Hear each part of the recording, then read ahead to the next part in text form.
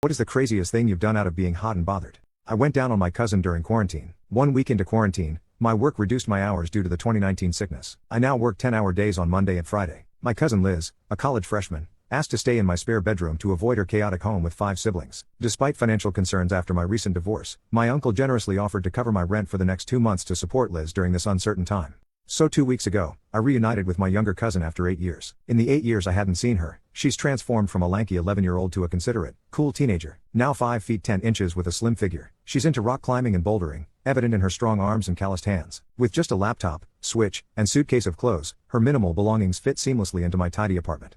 Before Liz arrived, I expected awkwardness, but we discovered surprising commonalities. Our shared interests in music and board games made our time enjoyable. Even on days of comfortable silence, we didn't mind. Movie nights became a routine. We'd each pick a film, make dinner around 6, and then swap roles. Liz's presence in the kitchen was a highlight, as my ex-wife's culinary preferences differed. Liz and I shared a love for home-cooked meals, and our nightly dinner preparations became special moments. However, I found myself drawn to her, reminiscent of moments with my ex-wife. I caught myself just staring at the back of her neck, her hair tied up while she focused on some mundane task like chopping up an onion and resisting the urge to gently kiss her on the shoulder. Last Monday, I sensed Liz might be interested in me. After the first movie, she walked into the living room post-shower, wearing just a towel, and asked about the pizza. My attempt at composure failed as I awkwardly replied, "I'd like to lie to you and say that I kept my surprise hidden and acted as if there wasn't a mostly unclothed 18-year-old suddenly standing in front of me, but after looking her up and down, my gaze lingering too long, Liz just smirked, gave me a crooked smile, and walked back to the bathroom saying, 'Well, it smells really good.' After regaining my composure, I found her in a hoodie and shorts, staring at her phone.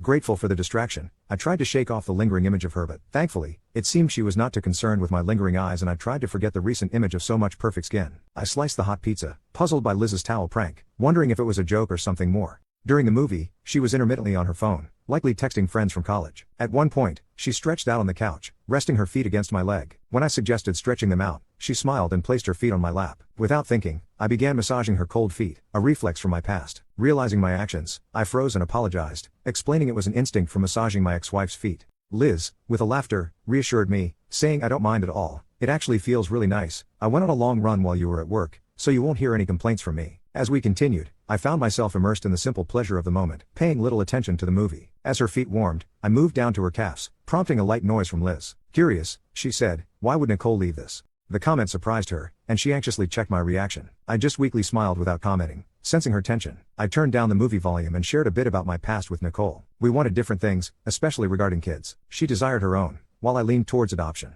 We found out about a year ago, and that was kind of the beginning of the end. It was pretty quiet for a while as we both just quietly watched the rest of the movie, and I continued rubbing her feet and legs. At this point I had successfully forgotten about the towel incident. The movie ended and credits were scrolling when Liz pulled her feet off my lap and sat up, stretching long arms arching above her tiled back head. Her neck incredibly exposed and amazingly bare in the low light of the mostly dark living room, with her hair in her braid behind her head. She stood up, shuffled over closer to me, and sat down, our legs touching through the blanket I still had over my leg. Without looking over to me, just looking forward, she said, "I'm really glad you're letting me stay with you. It's nice being in a peaceful place for once. And I'm sorry I made you think about Nicole, I really didn't mean to." His voice trailed off. I glanced over, just turning my head slightly. "Don't worry about it. The divorce finalized about 2 months ago, and we both saw it coming for a while. I've had time to process and move on. It's not that painful anymore." We sat in a peaceful silence as the credits rolled, enjoying the music. Eventually, Liz broke the silence, shifting to face me directly. "Thanks for the massage." As I began to turn and respond, she surprised me by reaching across my chest, behind my neck, and kissing me on the cheek. Her warm lips and the unexpected touch sent a cool fire down my legs. After a brief moment, she lingered, searching for a reaction. Sensing the need for space to make a good decision, I gently moved her hands off my neck, stood up, and said, "I still need a shower. Mind putting the pizza away?" Liz gave me a sad light of the living room and nodded. I very pointedly did not run to the bathroom, turned the shower on cold, and stripped out of my clothes.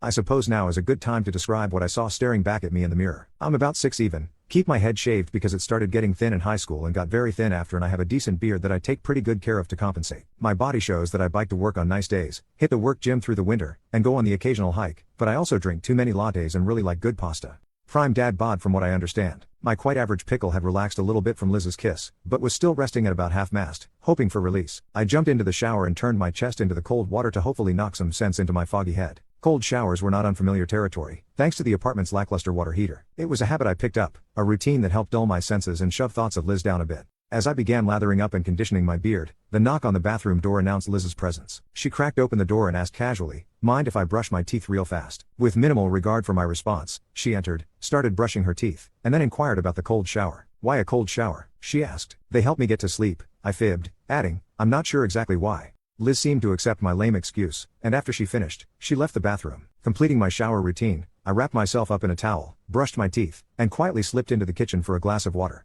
Assuming Liz had retired to bed or her room, I found her playing her Switch on the TV with the volume low. Trying to act nonchalant, I grabbed my water, but Liz playfully teased, how the turntables. Her laughter followed me as I walked down the hallway. Despite the cold shower's attempt to wash away the heat of the moment, thoughts of Liz lingered, keeping me awake for at least an hour before I eventually fell asleep. The next morning, Liz slept in while I cleaned the kitchen and started breakfast by 9. Nearly done, I knocked on her door, but no response. Opening it, I found her still asleep. Gently waking her, I offered breakfast, and she chose to join. After breakfast, unexpected work calls came, and I had to go in. I returned after 9 p.m., stressed and ready for a shower. Liz, still up, offered to warm food while I cleaned up. A quick shower later, I found tea and warm pizza waiting. Liz, sitting on the couch, declared, it's payback time. Initiating a massage, her bouldering trained hands worked wonders, finding the sweet spot between pleasure and pain. As the massage continued, Liz switched to my arms, even popping each finger individually. It was a new experience, but Liz knew her craft. The massage extended to my forehead and temples, running her fingers through my beard, an absolute slice of heaven.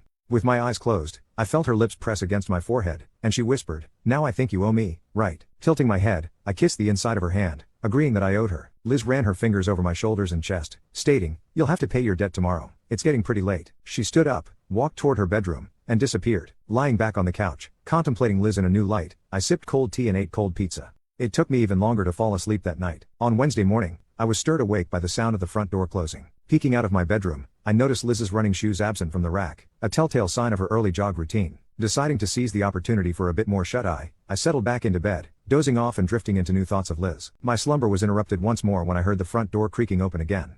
This time, Liz returned, breathing heavily and wrapped in layers of sweats and a jacket to fend off the brisk morning chill. Our location was prone to chilly mornings, and her bundled appearance attested to the need for warmth. Pulling her headphones out, she apologized, sorry, didn't mean to wake you up. Oh, I've been in and out. Want me to balance the scales after a shower? I offered. Liz closed her eyes, sighed, and nodded. That sounds great. I get tense after running in the cold. Utilizing her shower time, I got a few things ready. Stripping my bed down to the mattress cover, sheets needed washing anyway, I laid out a beach towel, fetched some oils that had been intended for Nicole but were never used, and arranged them on my bedside table. Seated at the edge of my bed, I searched for relaxing music to set the mood. After some time, I heard the water turn off, and Liz emerged from her room in just a towel. Stepping back into the hallway, a hint of moisture clung to her neck, and her hair was wrapped up. What are you setting up in here? She inquired. You upped the game last night. I don't want to be in debt forever, I explained. Raising an eyebrow, she responded, well, I'll be in just a few. Let me put some clothes on. A brief time later, I began playing soothing music from my computer and moved to the head of the bed as Liz entered wearing sweats and a sports bra.